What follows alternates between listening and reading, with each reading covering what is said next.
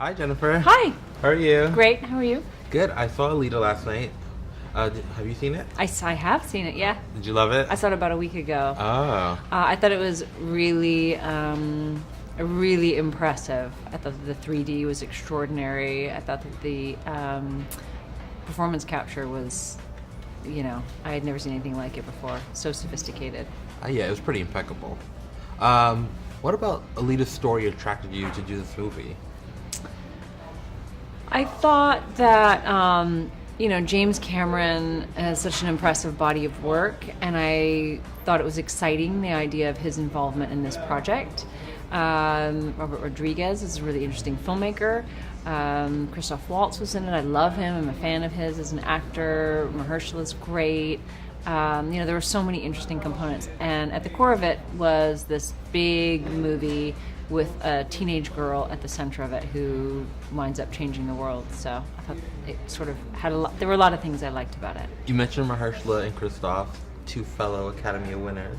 Talk about working with them. Did you learn anything working with them, and vice versa?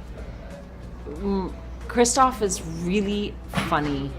I found him to be very funny and charming. And he's very clever. I really enjoyed spending time with him. He's a lovely, lovely person. And I could say the same of Mahershala. So lovely. Just nice, professional people, great actors, both of them. It was a really nice experience. Your character, she's very interesting. I go through a process of like, oh, do I like her? Do I not like her? Talk about what you identify with her and your journey of how you want to portray her. I don't really. I mean, I sympathize with her, and I've met people like her. I don't really identify with her, but I have compassion for her and what she's going through. I think that she's someone who has experienced such grief. It's kind of distorted who she is. And so she's quite villainous at the beginning of the movie.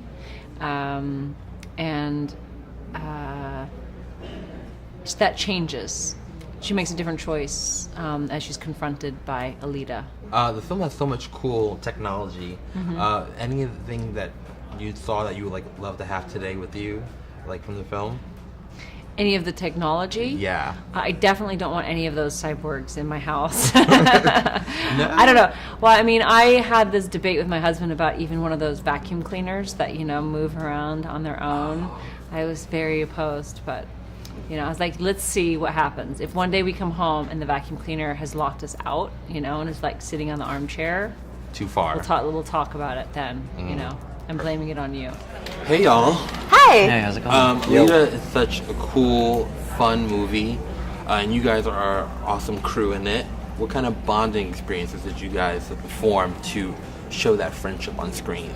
I feel like we, casually hung out. Mm-hmm. Besides, obviously, going over the scenes together and then working together, which already, is such a weird experience because who else you have to bond with when you're making a film? It kind of feels like a summer camp and all the the process of just making friends just kind of falls in line a bit faster.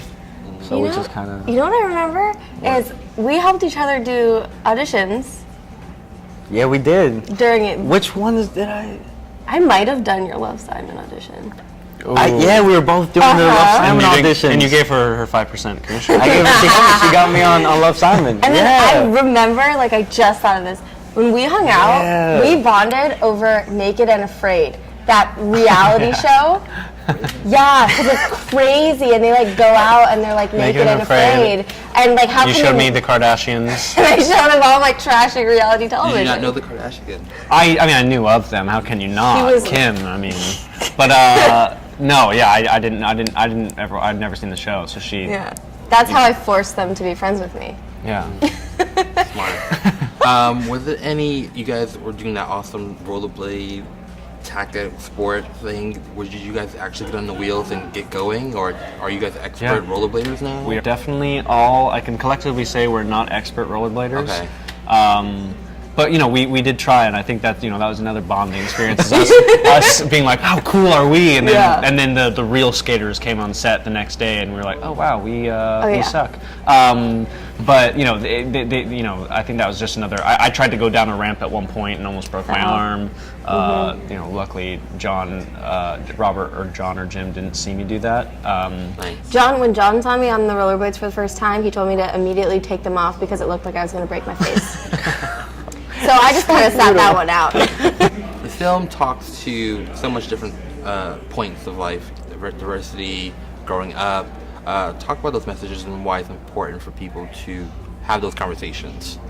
Yeah, it has a lot to say about society as well, and how we kind of will just allow certain things to happen and look the other way. And I think that has a lot to say about what's going on now. And then as far as young female empowerment, I think it's great to have this young titular character who has so much heart and isn't just Alita isn't aggressive. Alita's defensive. And I think that's why her fighting style is so interesting. And her. I think there's going to be a lot of young girls and young boys who will be testing their fighting skill in front of the mirror, so they don't smash their. I know, right? Don't try that at home. I feel like do it. No. The movie's so great because it really does test and show whether or not you can stay a good person in maybe a bad environment. Because I think Alita,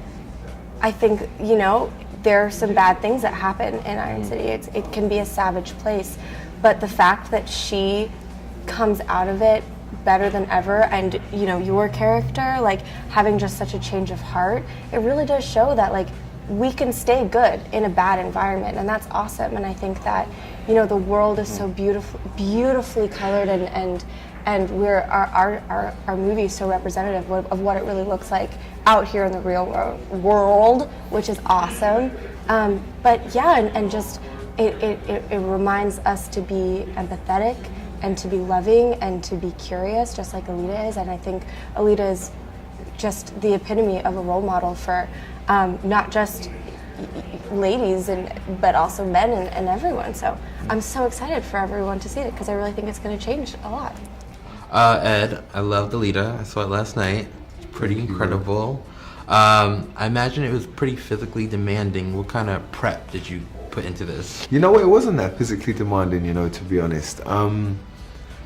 It was one of the lesser physically demanding roles. I didn't have to get in any shape for it because all you see is my face. So I had the mocap suit on the whole time, the CGI body. So, as the shoot went on and on, my pot belly just got a little bit bigger because of the Texas brisket and the Texas barbecue. So yeah, I mean, in that regard, it was actually like a big pressure taken off. It was the first time I've ever done an action movie that I didn't have to train like a psychopath and diet and think about the physicality all the time. I was able to just go inwards and just find the emotion and then that kind of dictated whatever physicality was there. You didn't do any prep work on the face? No extra moisturization or exfoliating? Because it's really about that face. Yeah, I mean... that pretty face. They made me pretty every day. It was 4 hours in makeup, in prosthetics, man. Oh, wow. Yeah. That's a lot. Yeah. I mean, normally, it takes 4 hours to make me presentable,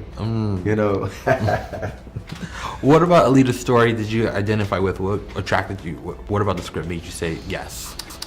Well, I mean, the everything, first of all, you can look at projects from your own character, first of all, and, it was a delicious prospect to take on such a fun character like Zaban, such a badass character, to be able to explore vanity and ego and power in the way that I was able to was a great proposition.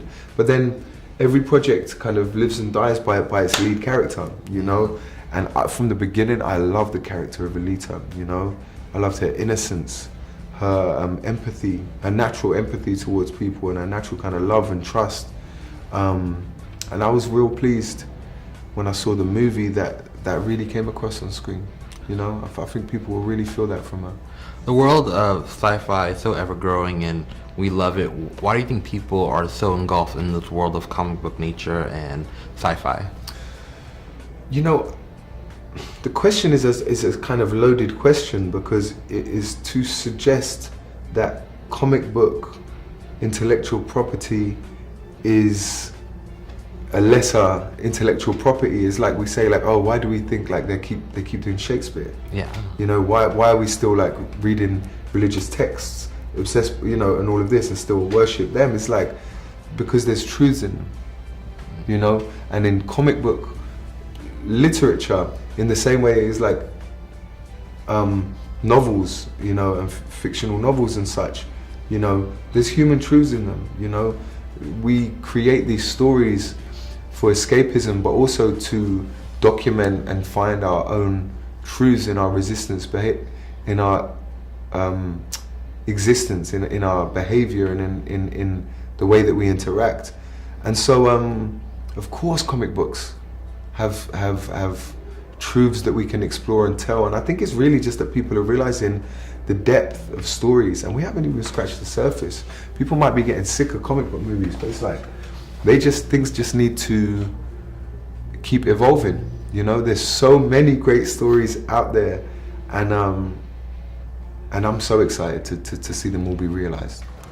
Hey guys. Hello. Hey. I saw Alita last night. I loved it. Oh, great. Yay.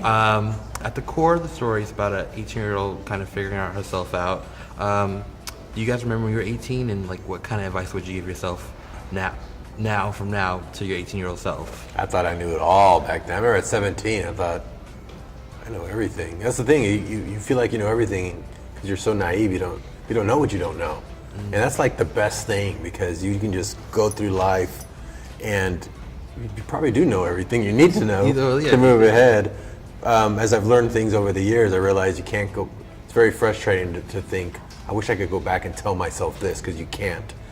But I have children now, and I can go tell them, and I see them benefit from it. So it's the closest thing to taking a time machine, is saying, okay, well, I can't benefit from this knowledge, but they can. So that's been really helpful. It keeps me from driving myself crazy, for sure. If you talk specifically about 18, it's when I went to college. And suddenly I was a small little blip in a much, much bigger university than I had ever experienced before. And it begs that question that Alita begs, which is, am I just insignificant in this much vaster world than I ever imagined out of the smaller high school that I had gone to? And, you know, Alita has, you know, hopefully will teach others that no, you're not. You're not insignificant. You are just as important and can make a difference just like anybody else can. I didn't follow Well, I went on that journey with Alita. She actually starts out more around 13, 14, and she spans almost her entire formative years, her adolescence to 18.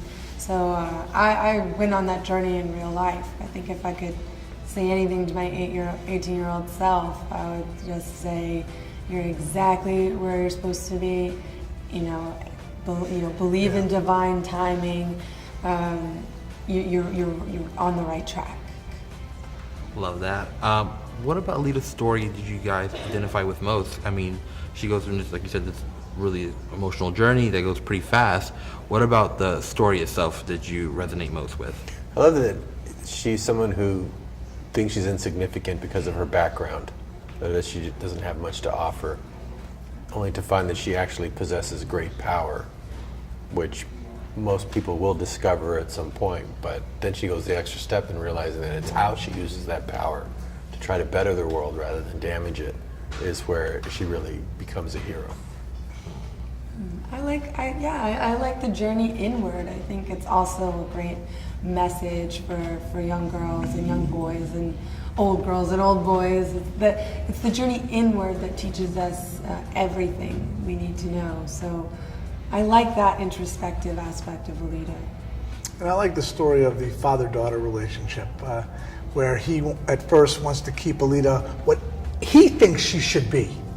But ultimately he realizes he has to let her become who she is, and then he's there to support that.